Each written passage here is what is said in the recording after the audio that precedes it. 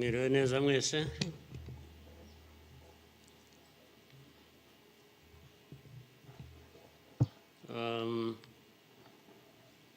Ngira ngo biroroshye wenda kugera aho mpera.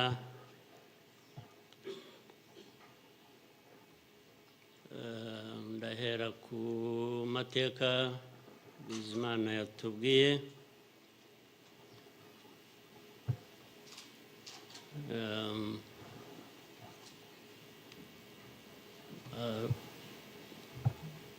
Arambuye afite ibimenyetso ashingiyeho,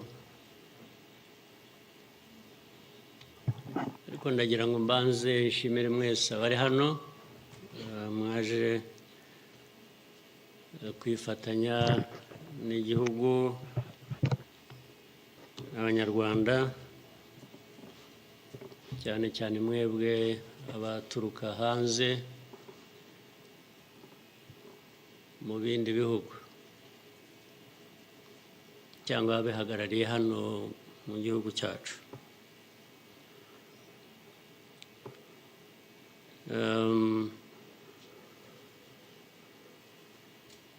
Ndabashimira kuko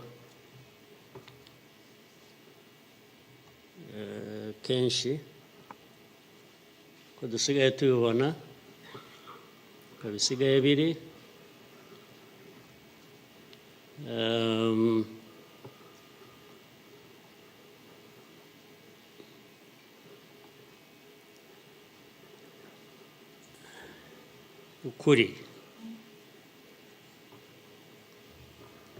ukuri ntabwo kukigenderwaho,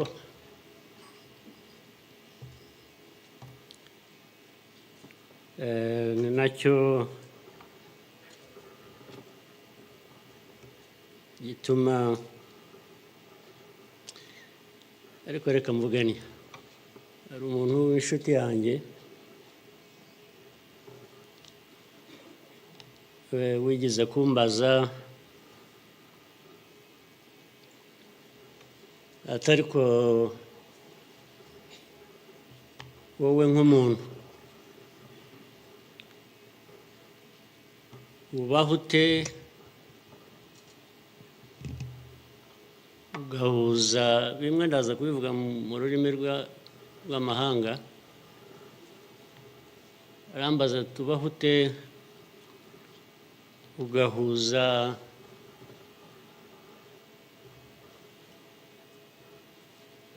the dark past and the cruel present.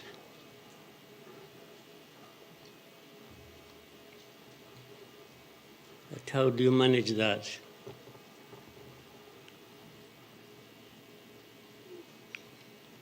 Ariko uko nabyumvaga ntabwo ari igihe yabazaga gusa, yabazaga u Rwanda. Uvuga ngo u Rwanda mubaho muti, with a very dark past and a very cruel present.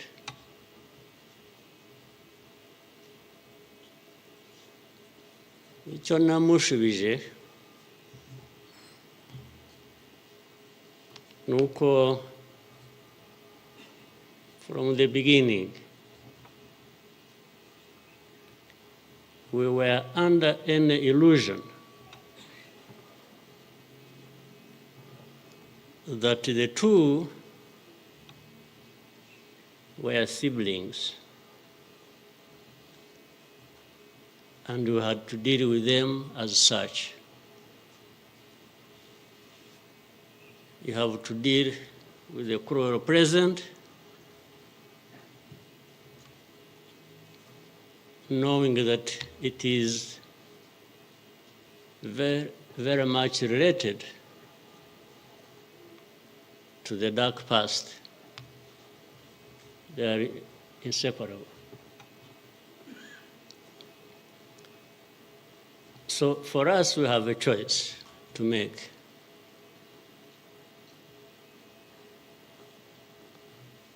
You are either crushed in between and you stop existing, or you stand up and fight.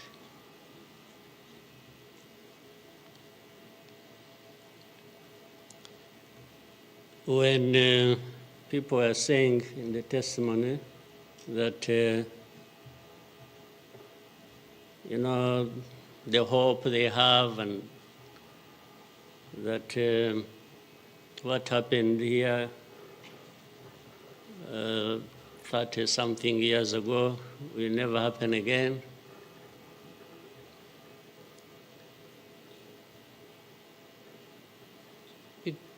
It won't be because of those who were responsible for that dark past will not try again, or are not even trying now again. It will not happen again just because there will be people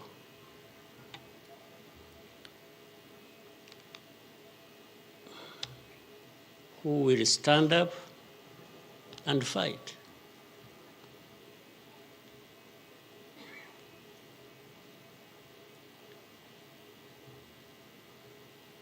It's not because there are fewer people who wish to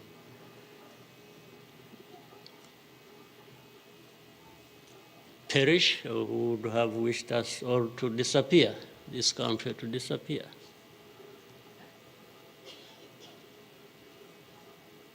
But how can people accept that? How can people not stand up and fight? Because anyway,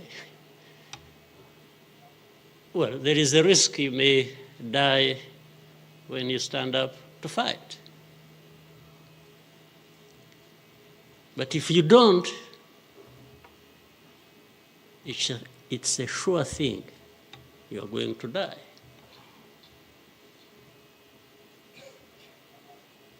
So why don't I try the former? Why don't I try to stand up and fight with the chance that you might survive and live on your life as you want it, instead of giving up and you let people treat you as if we're to be there to just accept these things to happen. To just accept these things to happen. I don't think I would count myself as living anyway. It's like I would already be dead. To live a life of lies, of pretense,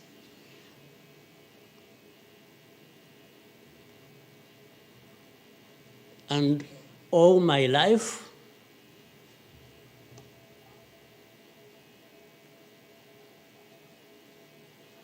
to somebody else, I would be dead anyway. So why don't I die fighting?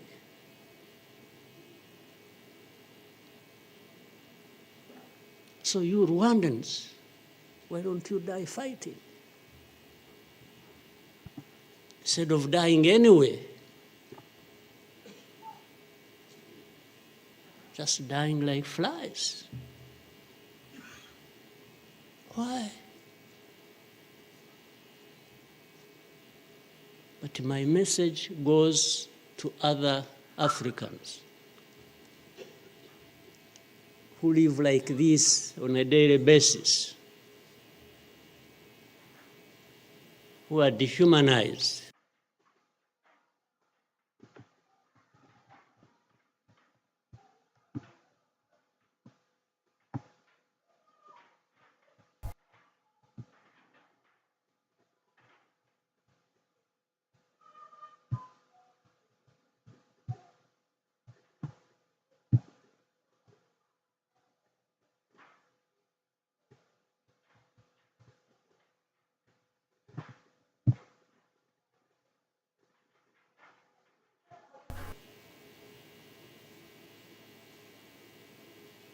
And they accept it and they beg. I can't beg to leave. I can't beg anybody.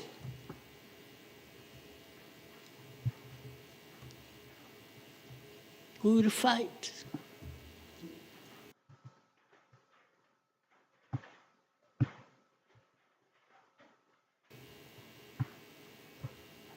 If I lose, I lose. But there is a chance.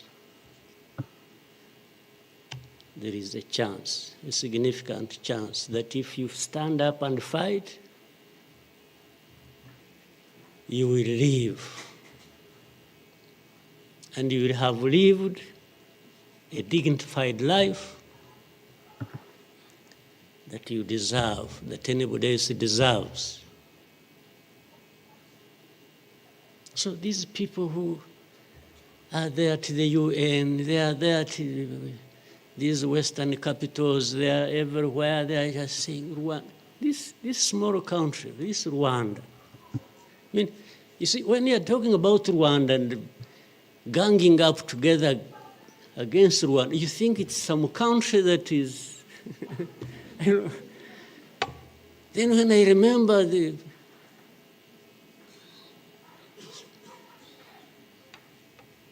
facts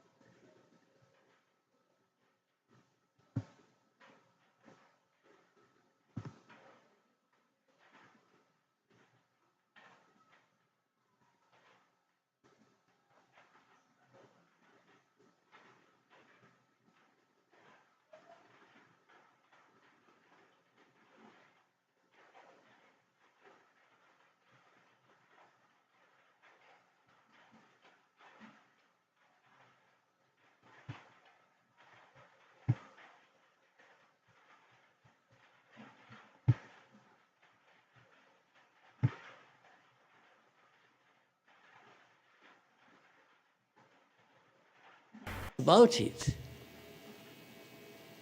I just imagine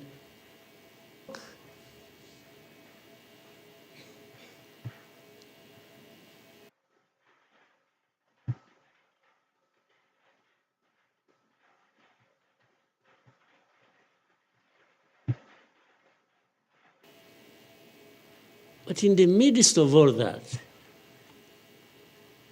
we have to live. We have to live our lives, we have to fight for that, we have to live the way we want.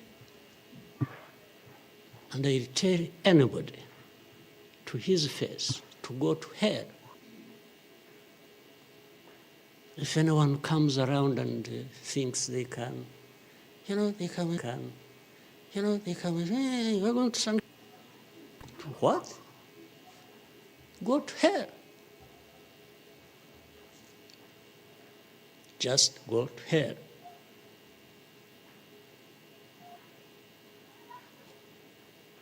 You have your own issues to deal with. Go and deal with your own issues. Leave me to mine.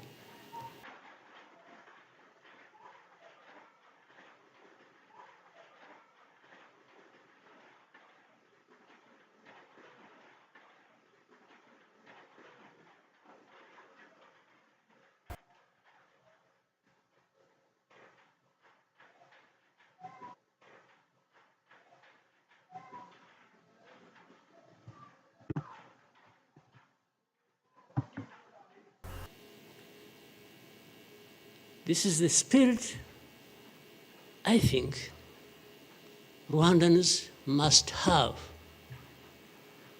in their daily lives.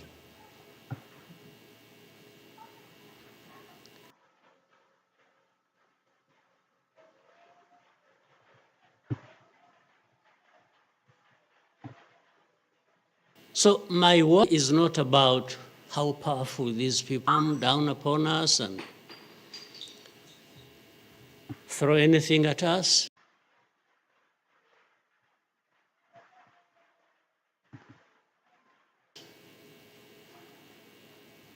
I'm never worried about that. I worry about one thing,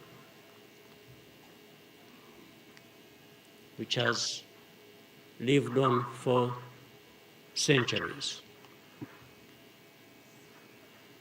It's for Rwandans. It's for Africans who sit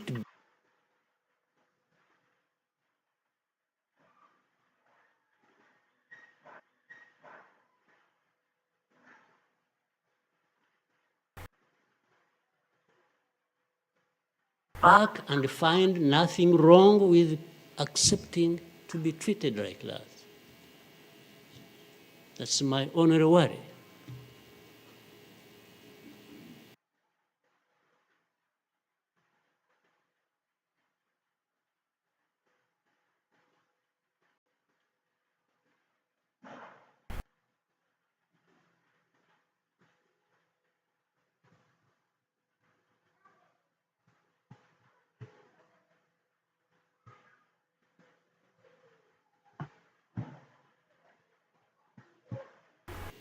When can Rwandans, when can Africans refuse to be mistreated like this?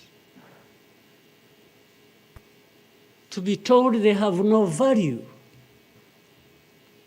to be told that their lives have to be lived as a result of a favor they are being done by somebody else. What a shame for people to accept that even for a moment. You must not accept it. You must get up and fight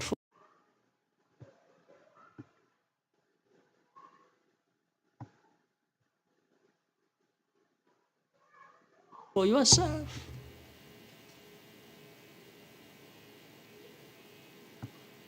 And then you have fools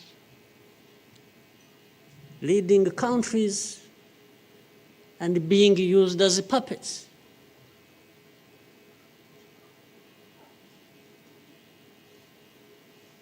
And they are stealing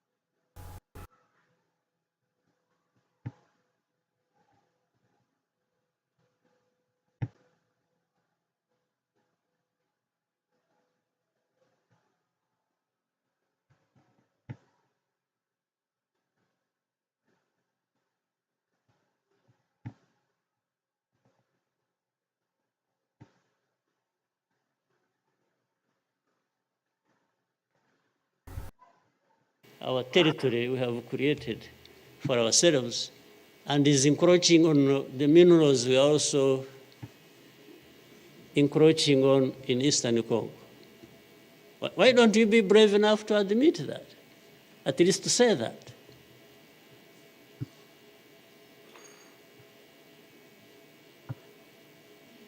Minerals? If what is the allegations, if these allegations were true, you know what? Rwanda would be as rich as you are, those who make the accusations.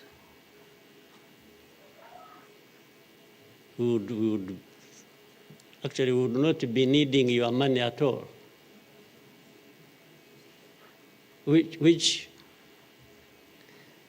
you give us nothing, and you come and beat us up for for everything. I mean, yeah, that is the world between the dark past and the cruel present.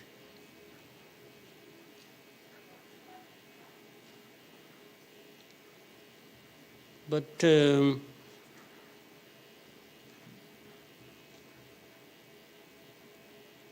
what didn't kill us and finish us 21 years ago has hardened us, has prepared us for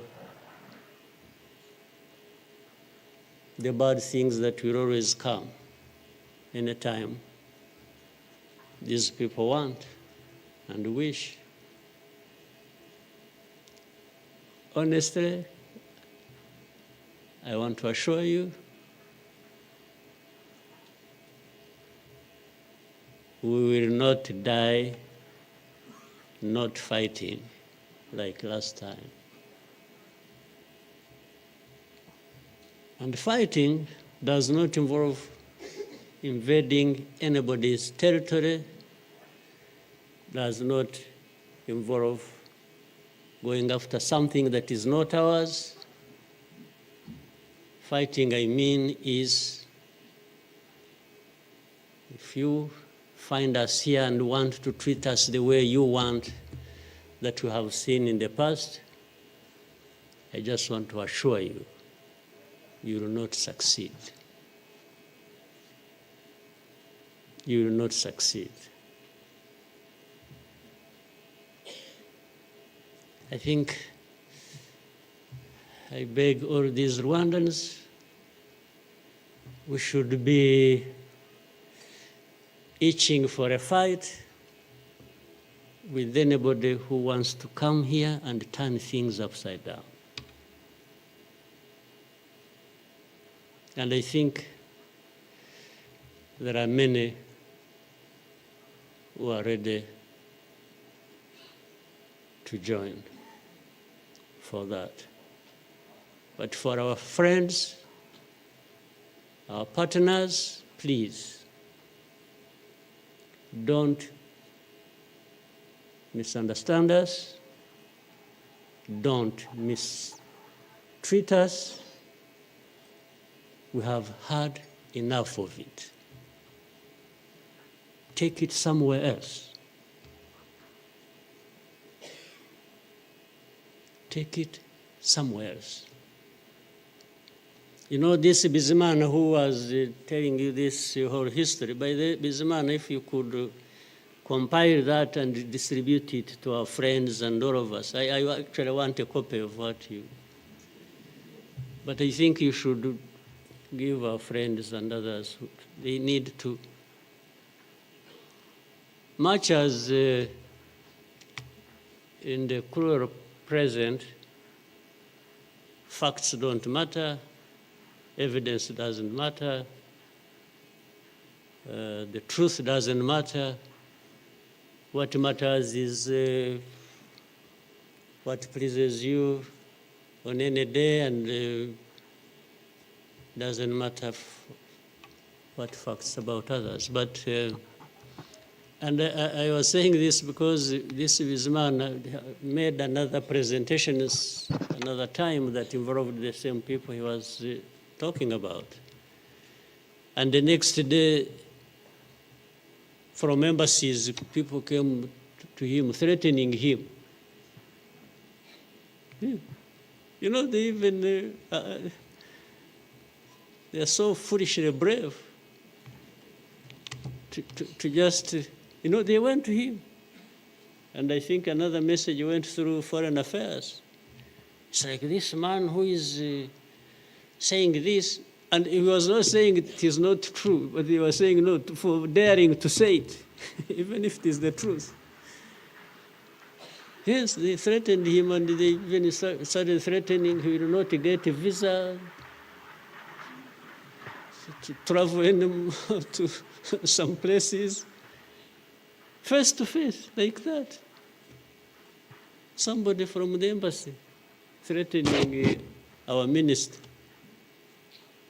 Of course, I can't blame them that, given this history we have had, that from the embassy they even think they are above the minister.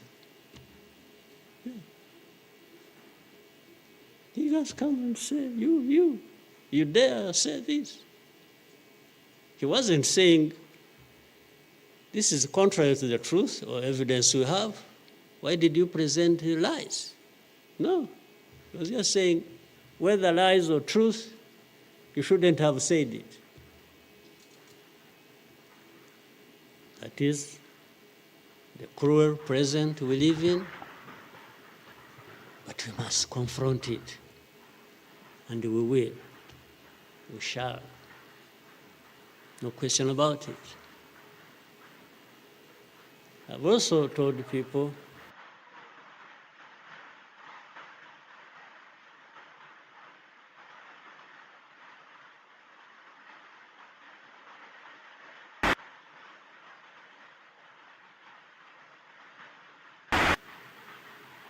that anyway, for us, we are in a sort of not bad position because the worst has already happened to us. I don't think anything worse will happen, ever. So those who are scared, fearful of anything, I just want to console you in some way, if you may, that actually the worst has already passed. When we lost the people during that time, the young man was giving a testimony about. Do you think anything like that would ever happen again? I don't think so. So why would we be scared of anything? The worst. The hurricane came and we took cover and things, and it has passed. And we rebuilt. We rebuilt our strength of all kinds. I don't think there is any other hurricane that will come and sweep across the country, destroying everything. I don't think so. So, and this day always reminds us of some of the things that I ignored and the facts that remember the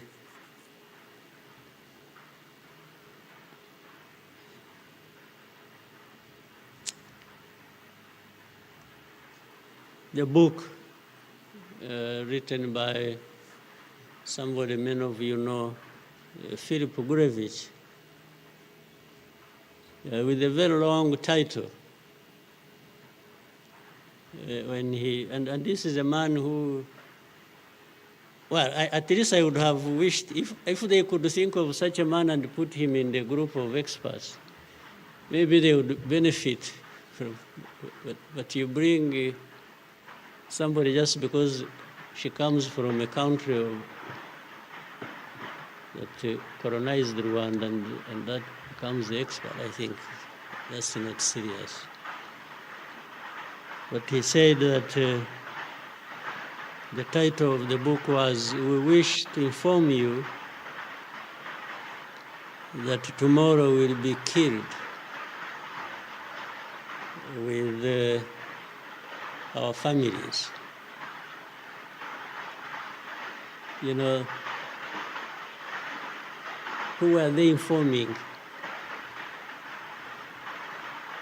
And who was going to stop that? And who was going to come to their rescue?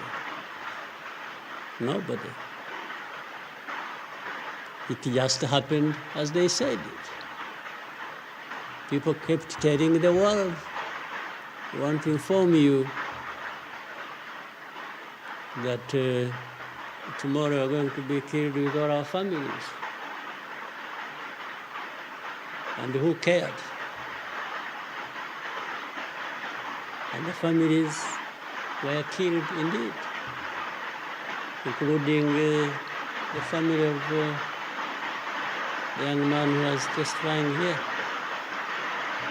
well, including our families, those of us standing here, who have been demonized every single day about our history. The history where there is a force that always has been attempting to turn victims into perpetrators.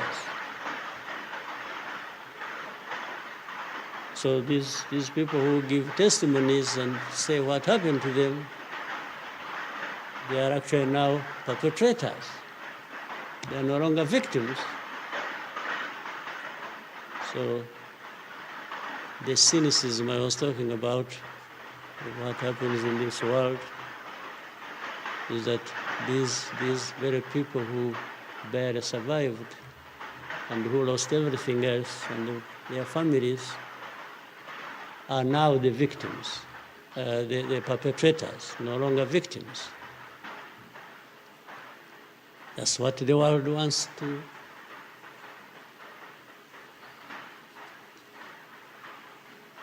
create about us.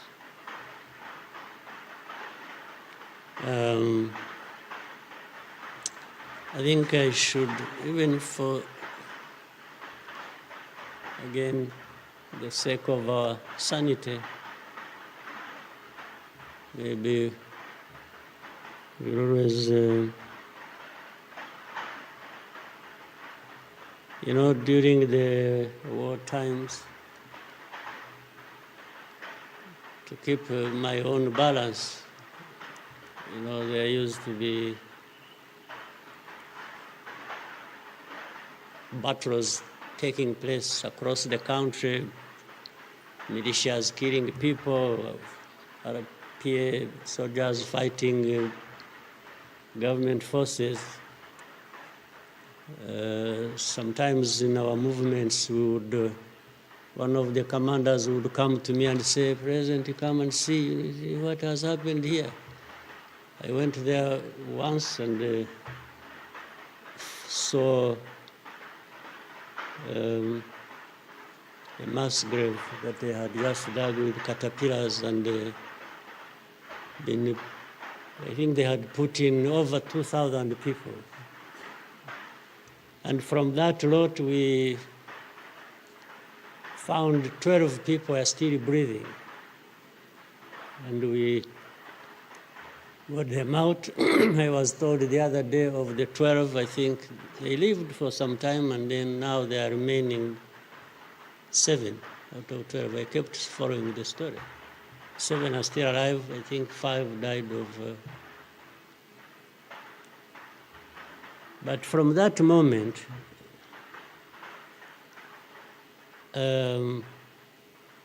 I told the commanders that they should never bring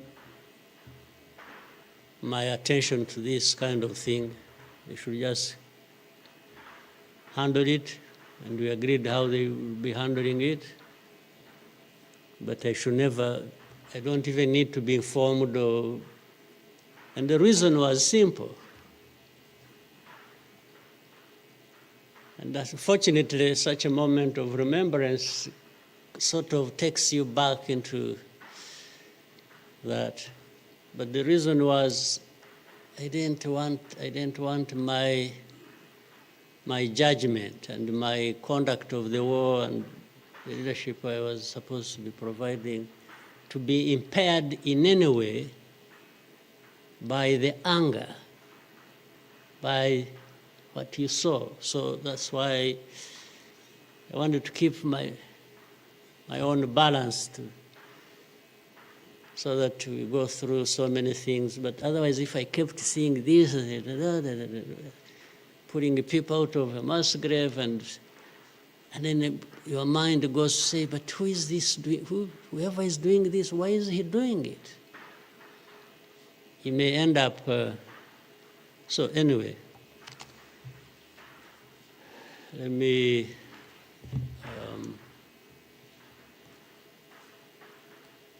end here.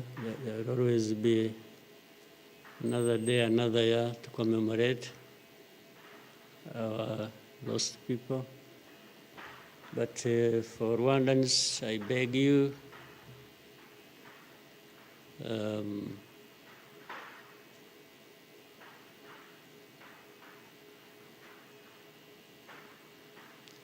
don't you owe your life to anybody else. And please have the courage to deal with the situation and moment as it is. Don't offend anybody, but always fight for what is yours. Don't allow anybody else to dictate to you how you should live your life, because the moment you accept it, that is the day you have lost your life. God bless you.